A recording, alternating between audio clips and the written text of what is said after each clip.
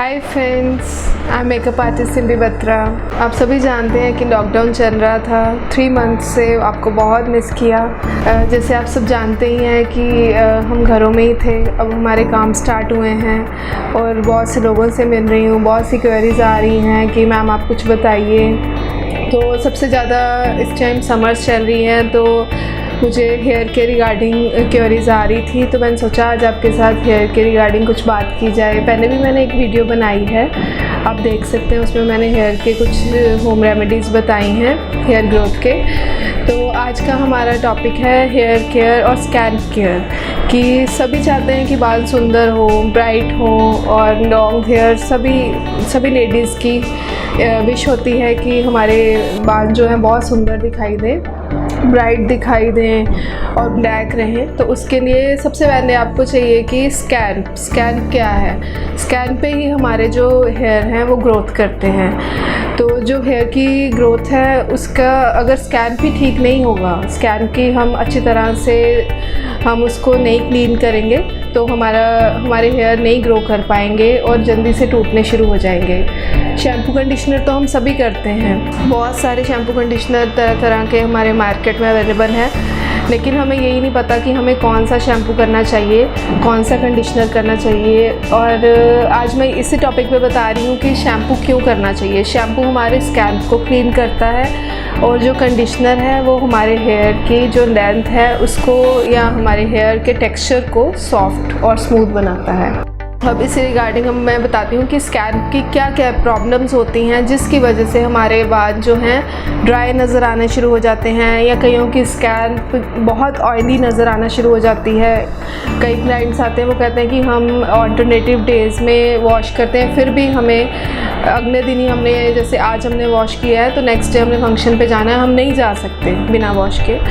तो ये है कि ये उनके नेचुरल ऑयल आ जाता है। एक होती है ड्राई स्कैल्प वालों की ये प्रॉब्लम है कि उनको ऑयलिंग करनी पड़ती है। तो पहले हम बात करते हैं ऑयली स्कैल्प की। जो हम देखते हैं कि टीनेजर्स की ज़्यादातर स्किन ऑयली होती है और उनकी स्कैल्प भी ऑयली होती है। तो उनका जो नेचुरल ऑयल हेयर का वो एक आधे दिन में बाहर आ जाता है। तो उसके लिए उनको चाहे वो रोज़ शैम्पू करने कोई हार्म नहीं है, पर शैम्पू माइल्ड होना चाहिए और कंडीशनर कम यूज़ करें। और जिनकी फिर हम बात करते हैं ड्राई स्कैल्प वालों की, जो ड्राई स्कैल्प है जिनकी, उनके स्कैल्प में से डैंड्रफ, कई बार आपने देखा होगा फोरहेड पे छोटे छोटे पिंपल्स हो जाते हैं। उसका मेन रीज़न यही होता है कि ड्राई स्कैल्प होती है, वो हमें पता नहीं होता। हम हेयर की ओर ध्यान देते रहते हैं, हम स्कैल्प पर जाते ही नहीं हैं। तो ड्राई स्कैल्प वालों के पिंपल्स हो जाते हैं फोरहेड पे, आईब्रोज़ पे और आईलैशेस पे भी कई बार हमें ड्राइनेस नज़र आती है। तो उससे हमें समझ जाना चाहिए कि हमारी जो स्कैल्प है वो ड्राई हो रही है। तो उसके लिए आपको 3-4 आलमंड्स रोज़ आप खाइए, 2 से 4 महीने में आपको फ़र्क नज़र आना शुरू हो जाएगा। आपकी स्कैल्प भी ड्राइनेस कम हो जाएगी और आपकी जो बालों की लेंथ है, ग्रोथ है, बाल शाइनी नज़र आने शुरू हो जाएंगे। अगर हमारी डाइट अच्छी है, हम खा पी अच्छा रहे हैं, पानी ज़्यादा पी रहे हैं, उसके फ़ायदे हमें नज़र आने शुरू हो जाते हैं। जिनकी ड्राई स्कैल्प होगी, आपने देखा होगा मोस्टली उनकी स्किन भी ड्राई होती है, तो वो वीक में वो 2-3 टाइम्स ऑयलिंग करें। ऑयल ज़्यादा गर्म ना हो और उसके बाद आप स्टीम भी ले सकते हैं। चाहे तो आप सलून में आके स्टीमर से स्टीम ले लीजिए, नहीं तो आप घर में आप गर्म टॉवल से 15-20 मिनट, आधा घंटा स्टीम ले सकते हैं। टॉवल डिप करके उसको हेड पे रख सकते हैं।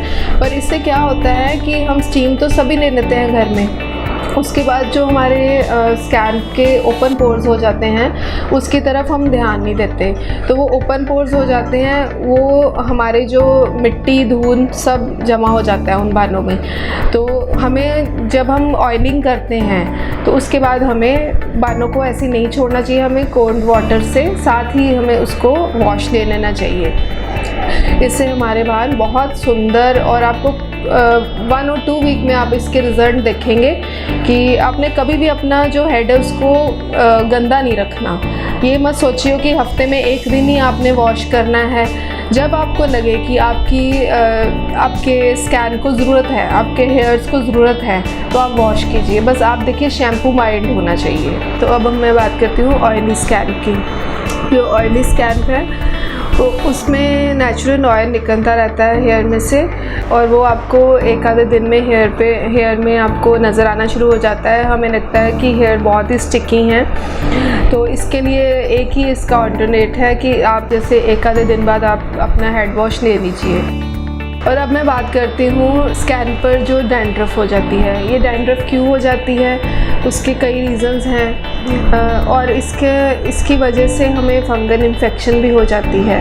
ये डैंड्रफ जो है हम कई बार खारिश करते हैं सिर में, या वैसे ही कई बार आपको डैंड्रफ आपके शोल्डर्स पे भी नज़र आती है, तो आपको पता चलता है कि आपके डैंड्रफ है। आप कई तरह के शैम्पू भी लगाते हैं, लेकिन इसका कोई सल्यूशन नहीं है। इसका मेन रीज़न है स्कैल्प का गंदा होना। स्कैल्प क्लीन होगी माइल्ड शैम्पू से तो कभी भी आपकी स्कैल्प पे डैंड्रफ नहीं होगी। जब हम इसके पोर्स ओपन होते हैं स्कैल्प के, ऑयलिंग करके हम काफ़ी दिन, एक आधा दिन हम छोड़ देते हैं और वॉश ज़्यादा गर्म पानी से करते हैं, तो उस वजह से डैंड्रफ हो जाती है।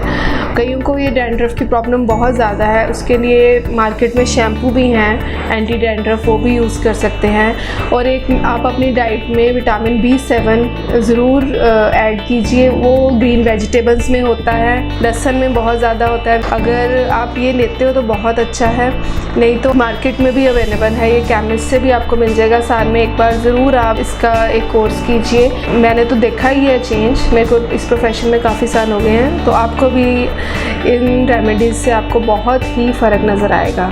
और अब मैं आपको लास्ट एक होम रेमेडी बताने जा रही हूँ। ये होम रेमेडी बहुत ही इजी है।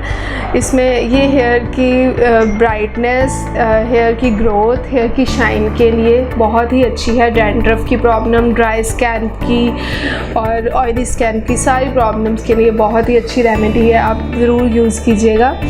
मेथी दाना तो आप सबके घर में होता है, तो आप थोड़ा सा मेथी दाना ले लीजिए, चाहे 3-4 टेबल स्पून ले लीजिए। उसको रात भर भिगो दीजिए, उसका सुबह उसी पानी में पेस्ट बना के आप स्कैल्प पे अप्लाई कीजिए। पहले तो स्कैल्प पे अगर बच जाए तो हेयर पे भी अप्लाई कर लीजिए, क्योंकि स्कैल्प अच्छी है तो हेयर शाइनी नज़र आएंगे। तो उसके बाद आपको उसको ठंडे पानी से वॉश कर लीजिए, अच्छे से सुखाइए, अच्छे से कॉम्बिंग कीजिए, तो आप देखेंगे कि आपके कुछ ही दिनों में, कुछ ही हफ्तों में आपको रिज़ल्ट मिलेंगे। हफ्ते में एक बार आप ये रेमेडी कर सकते हैं। अगर आपको ये वीडियो अच्छा लगा हो तो मेरे को लाइक और शेयर करना ना भूलिएगा, चैनल को सब्सक्राइब करना ना भूलिएगा। Thanks for watching me, have a good day.